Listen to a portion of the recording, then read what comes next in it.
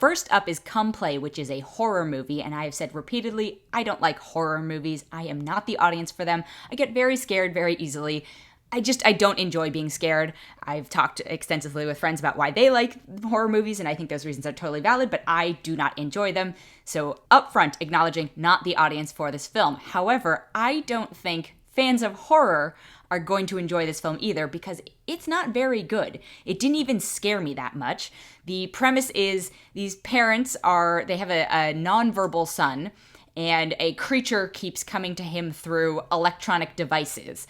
And look, the reason I was willing to watch it is because Gillian Jacobs and Jonathan Gallagher Jr. play the parents, and I like them both very much. And I was like, okay, well, maybe this will be good.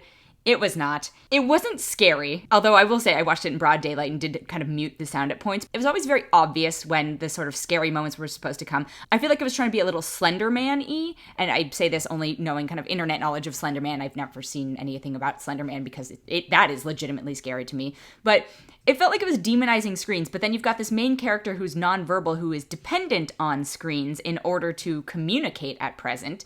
And so I'm like, why would you demonize his one connection to the world? Then there was a whole lot of weird SpongeBob placement.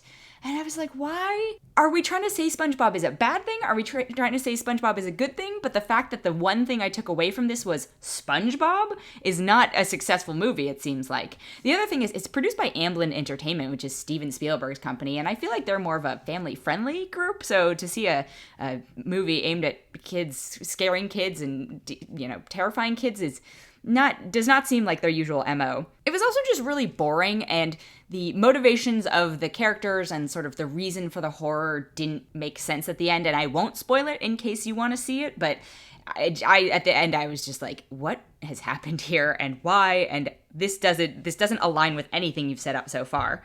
There are also just a lot of points where it like blatantly rips off other movies, and that is kind of like a hallmark of horror, and not in a bad way, but there are certain tropes and certain things that work very well across horror movies, so you see them all kind of borrow from the same templates, but this one just felt like it was ripping off not just horror films, but other pop culture films, and not bringing anything new to it. And so it's rated PG-13. I guess maybe if I was like a 10-year-old and saw this, I'd be scared. If I was an adult looking for a scary movie, I would not be amused or entertained or even scared by this.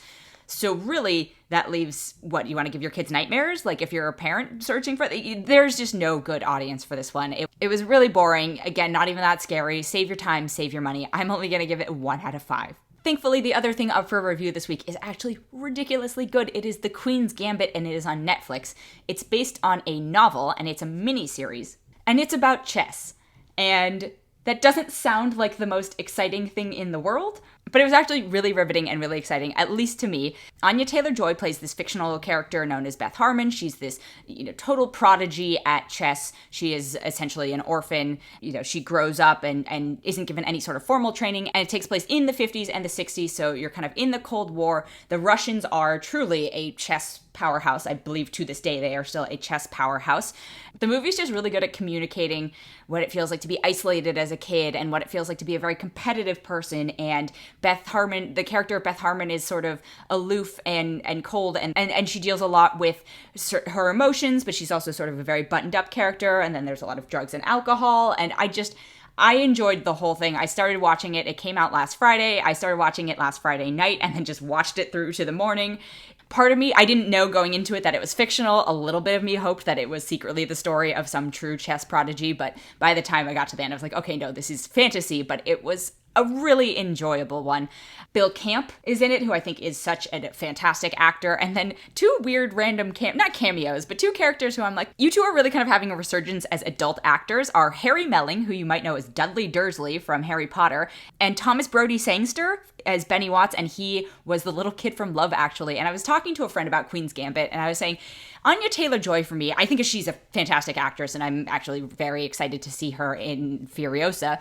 But Anya Taylor-Joy to me is someone who, while she is a lot younger than I am, I feel like I saw her career come into play when she was a little bit older. She tends to play younger because she does have this sort of very ethereal, youthful look.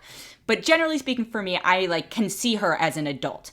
But Harry Melling and Thomas Brodie-Sangster, they're just kids in my mind. And so to see them play these young adult, but still adult roles was very bizarre for me. And I give them credit, and I don't know if you weren't like me and had sort of a weird, nerdy, encyclopedic knowledge of projects that people have appeared in terms of certain people, you wouldn't immediately peg that you knew who they were. But I was just like, oh my god, it's the kid from Harry Potter, and it's the kid from Love Actually, and they're all grown up, and they're good actors. I don't know if they're great actors, but they're good actors. Either way, Queen's Gambit totally ate it up. Even if you don't love chess, it's not actually about chess, but it is sort of about thinking and logic and how our minds work. And I absolutely loved it, and I am sad that there won't be another series. I don't think there'll be another series. I also don't think there should be another series. It is very well buttoned up. It's told in just the right amount of time, which I feel like is something a lot of shows and series and even movies struggle with. So I give them credit. I love the pacing of it. I'm going to give it 4.5 out of 5.